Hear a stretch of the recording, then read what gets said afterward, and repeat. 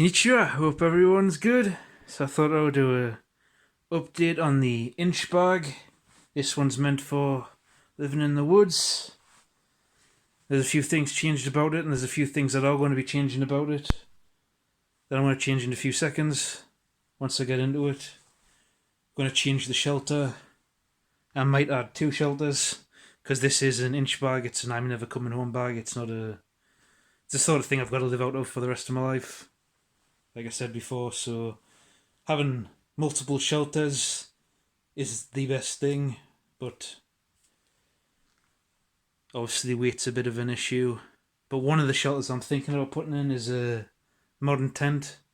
Keep that until it's unusable, and then my main shelter, the bike is carrying that's still a Polish Lavu. It's still the best. But I've got another shelter in here. Like I said, I'm going to be changing it though. But as far as the bag goes, it's still the Alice Pack, the large one. And it weighs 45 pounds. So I might change things around just to see if I can lighten the load a little bit. There's a few things in here, more comfort items. Not really necessary, but anyway, I'll get into it. So on the top, I've got a Sabota sleeping pad. Won't be changing that anytime soon. I wouldn't use inflatables because obviously they get punctures, and like I say, inch bag. It's not like I'm going to be able to go to the shops and buy another one. So that's that. So on the side, still got the Soviet VDV 3-piece mess kit, still awesome. Got the bottle pan, cook pot, really thick, aluminium, can't beat it, Russian. Don't need to say more than that.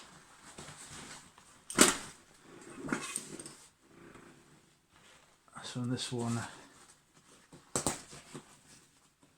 I haven't got a lot in the pouches. I just got some spare straps in case I need to lash something to it. Sleeping bag on the outside or something like that. And I got a compass, Kamenga, with paste beads, or ranger beads, whatever you want to call them. And I did have a little Lugel monocular, but I'm going to be changing this because this one's broke. I've only just noticed. And that's all that's in there. And the front one, got some number 36 bank line. That's a Swiss, vintage Swiss military wool scarf, I think. It's either the scarf or the neck gaiter.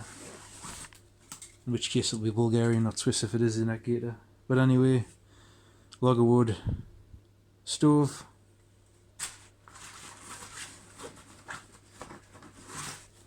And that's the fire kit. Got the pocket bellows and the flint and steel kit I won't bother going into, and the ferry rod.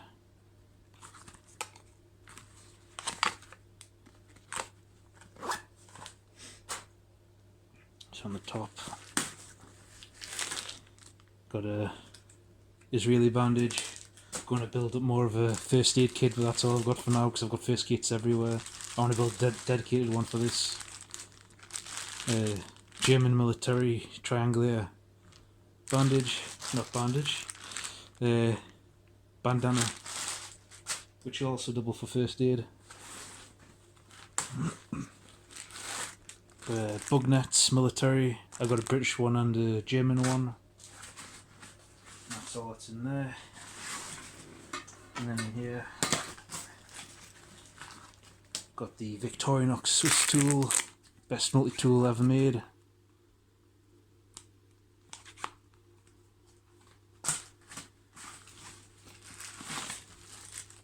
Some soap.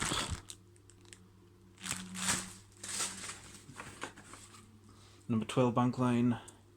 Pathfinder brand. Got a magnifying glass in here. Solar fires.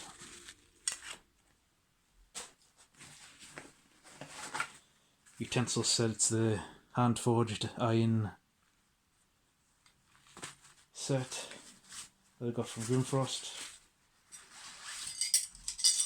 Manly utensils.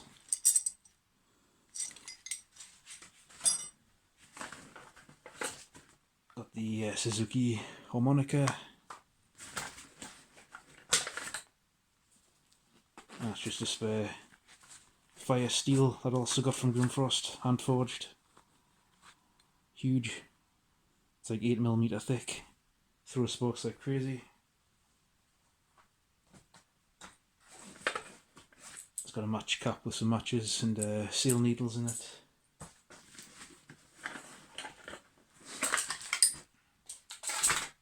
Got about 3 of these in the bag, just really big ferrocerium rods. These will last a lifetime. DC4. More seal needles. A tin. Mostly just going to be used for chalk cloth. But I've got some small fish hooks, more fish hooks, and I've got a Swedish military can opener. It's got the crest on there, or the 3. I'll need to clean it up. That's a Swedish stainless steel one. The American P38s are just aluminium. That one's all stainless steel. Got more fish hooks. 500 circle hooks of random different sizes. Size 10 up to size 2/0. Catch anything in nuclear waters with that. Fresh and salt water. And the German military sewing kit or housewife kit. The only thing I did was take out the thimble and put this one in, so it just goes over your thumb. And it's like 3mm thick leather. Works better. Made it so if that piece of leather wears out, I can just cut the stitch in and restitch another piece on. Besides that, it's just your standard sewing kit, scissors, buttons, wool thread, normal thread, Kevlar thread. Added some seal needles in that as well, because seal needles are awesome. That's all that's in there. So in here, I got spare boots. These are Swiss combat boots from 1984. Can't beat them. I got a few of these because they're cheap. I think the cheapest ones I had was £10 and the most expensive was £24. But those boots will last a lifetime. So on the back, 10 pegs, MSO groundhogs, and Snow Peak cast iron. Or not cast iron, but wrought iron, I think. No, they're drop forged. Doesn't really matter, the 10 pegs. And somewhere in the back.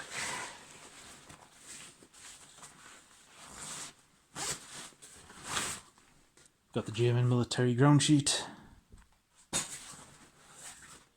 Some paracord 550, 100 feet. Got a crook knife. And files. I've already shown these before. Got the saw file, diamond file, regular file, got the 4 in hand, which is like a wood rasp. metal file. What's two kinds of metal files and two kinds of wood rasps in one file. And some Gorilla Tape. And then down the side, got the Japanese Natta hatchet. Awesome.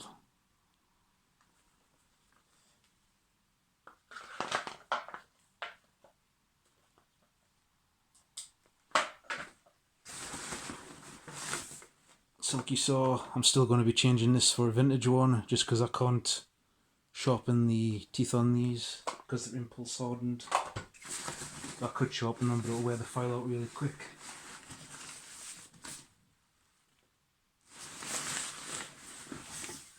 Handle for the Spetsnaz shovel.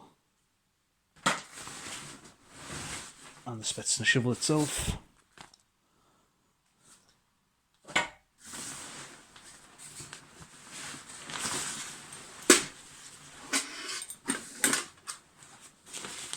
And then in here,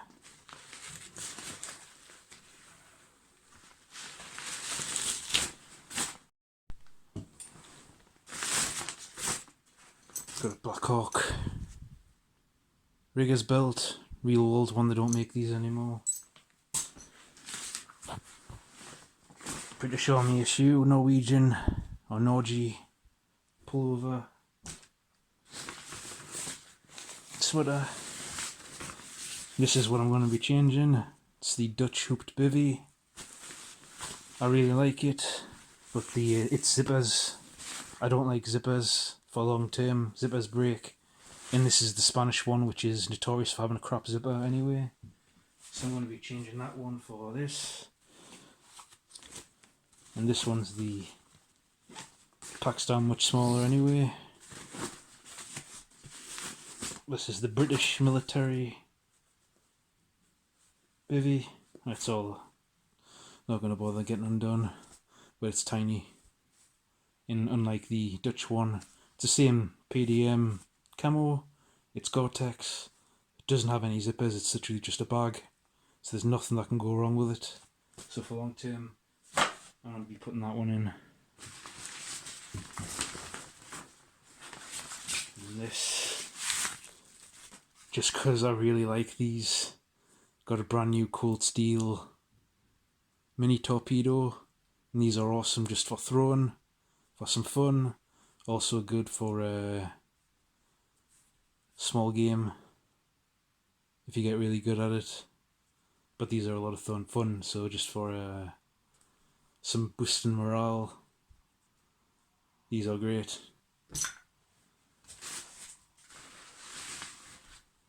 Hibawi Shmag, a real one, made in, I forget now, Israel I think. And then in here, I've just got spare clothing, pants, not going to bother getting into it. I've got two British Army self-wicking shirts, pants, underpants, field shirts, and then right at the bottom, still using the Coleman BAM USA -10 sleeping bag, and all of that is in a British Army, I forgot what you call it now, Bergen liner, just a dry bag, 120 litres I think it is. And that is my inch bag from now on. And what other shelter I was thinking about putting in, just a small OEX Fox 2. It's lightweight and it's small, not much bigger than the Bivvy. But I'm just thinking about that, like I said, I don't like modern tents, they're no good around fires. On top of that, a lot of zippers. So, and they're nearly impossible to repair once you get holes and things in them, unless you've got a load of duct tape and things like that. Once you run out of the repair kit that these come with, it's a little trickier besides the duct tapes, but I find canvas and Gore-Tex, much easier to repair. But just for its lightweight and small size, I'm thinking about adding this, but we'll see. So that's a possibility, and that's a Fox 2. So that is my inch bag as it stands now. Like I say, I've got the Polish Lavu on the bike and the saddlebags and everything for the bike that I showed in the last inch bag update haven't changed, so I'll not bother getting into those. That's that for now. Thanks for watching. Bye bye.